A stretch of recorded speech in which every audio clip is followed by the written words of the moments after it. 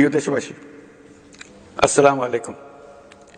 আমি আপনাদের সামনে হাজির হয়েছি অত্যন্ত হৃদয় বিদারক একটি সংবাদ নিয়ে।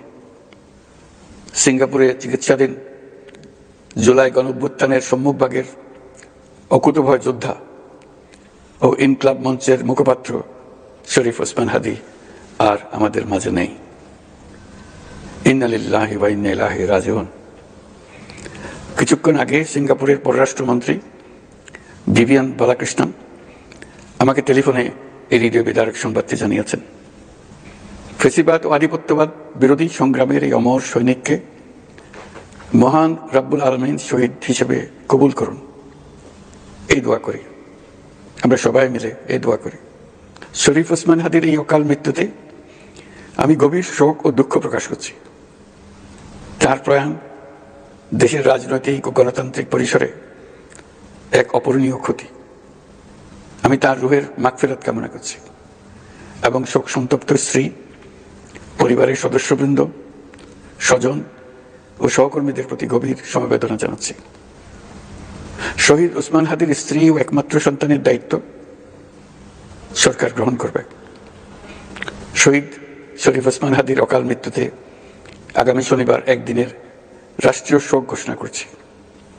এই উপলক্ষে শনিবার দেশের সব সরকারি, আধা সরকারি, স্বায়ত্তশাসিত প্রতিষ্ঠান, শিক্ষা প্রতিষ্ঠান সহ সরকারি বেসরকারি ভবন এবং বিদেশে বাংলাদেশ মিশনগুলোতে জাতীয় পতাকা অর্ধনমিত থাকবে। একই সাথে আগামীকাল শুক্রবার বাদ জুমা দেশের প্রতিটি মসজিদে শহীদ ওসমান হাদীর রুহের মাগফিরাত কামনায় বিশেষ দোয়া ও মোনাজাতের আয়োজন করা হবে। আপনারা তাতে শরীক হন। অন্যান্য ধর্মের উপাসনালয়গুলোতেও আয়োজন হবে বিশেষ প্রার্থনার। আমি বিশেষ কৃতজ্ঞতা জানাই সিঙ্গাপুর সরকারের প্রতি, যারা হাদীর চিকিৎসায় অত্যন্ত আন্তরিকতা ও পেশাদারিত্ব দেখিয়েছেন। বিশেষ করে সিঙ্গাপুরের পররাষ্ট্রমন্ত্রী ভিভিয়ান বালাকৃষ্ণন, যিনি একই সঙ্গে একজন বিশিষ্ট চিকিৎসক, তার প্রতিও তিনি নিজে হাদীর পরিচর্যা করেছেন, আমাকে নিয়মিত চিকিৎসা সম্পর্কে খোঁজখবর দিয়েছেন। এই নৃশংস হত্যাকাণ্ডের সঙ্গে জড়িত সকল অপরাধীকে দ্রুত আইনের আওতায় আনা হবে এবং তাদের বিরুদ্ধে সর্বোচ্চ শাস্তি নিশ্চিত করা হবে। এই বিষয়ে কোনো ধরনের শৈথিল্য দেখানো হবে না। বিপ্লবী রক্তে উজ্জীবিত এই তরুণ নেতা ওসমান হাদী ছিলেন প্রতিবাদের অনন্য প্রতীক। তার কর্মের মধ্য দিয়ে তিনি শুধু প্রতিবাদ নয়, দেশপ্রেম, ধৈর্য ও দৃঢ়তার অনন্য দৃষ্টান্ত রেখে গেছেন। আমি দেশের সকল নাগরিকের প্রতি আন্তরিক আহ্বান জানাচ্ছি, আপনারা ধৈর্য ও সংযম বজায় রাখুন। আইন শৃঙ্খলা রক্ষাকারী বাহিনী ও সংশ্লিষ্ট সংস্থাগুলোকে পেশাদারিত্বের সঙ্গে তদন্ত কার্যক্রম পরিচালনা করে সুযোগ দিন। রাষ্ট্র আইনের শাসন প্রতিষ্ঠায় সম্পূর্ণরূপে প্রতিশ্রুতিবদ্ধ। আমি আবারও স্পষ্টভাবে বলতে চাই, ওসমান হাদী ছিলেন পরাজিত শক্তি, ফ্যাসিস্ট সন্ত্রাসীদের শত্রু।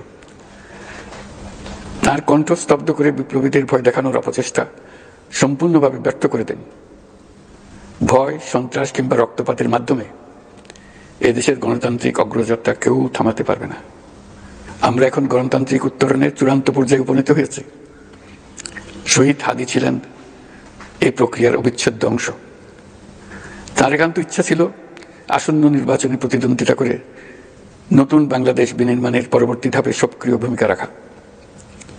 অত্যন্ত দুঃখের বিষয়, তার এই মহতী ইচ্ছা অপূর্ণ রয়ে গেল। তার স্বপ্ন বাস্তবায়নের দায় আজ সমগ্র জাতির কাঁধে ন্যস্ত। আগামী দিনগুলোতে আমাদের সবাইকে ধৈর্য, সংযম, সাহস ও দূরদর্শিতার সঙ্গে এগিয়ে যেতে হবে, যাতে নির্বাচন ও গণতন্ত্রের শত্রু ফ্যাসিস্ট সন্ত্রাসী অপশক্তিকে চূড়ান্তভাবে পরাজিত করা যায়। এই শোকের মুহূর্তে আসুন আমরা শহীদ শরীফ ওসমান হাদীর আদর্শ ও ত্যাগকে শক্তিতে পরিণত করি, ধৈর্য ধারণ করি, অপপ্রচার ও গুজবে কান না দিই এবং যে কোনো হঠকারী সিদ্ধান্ত থেকে বিরত থাকে। যারা দেশকে অস্থিতিশীল করতে চান তাদের ফাঁদে পা না দিয়ে আসুন আমরা সবাই ঐক্যবদ্ধভাবে গণতন্ত্র, ন্যায় বিচার ও গণমানুষের অধিকার প্রতিষ্ঠার পথে অবিচল পদক্ষেপে এগিয়ে যাই। এটাই হবে শহীদ হাদীর প্রতি আমাদের প্রকৃত শ্রদ্ধা।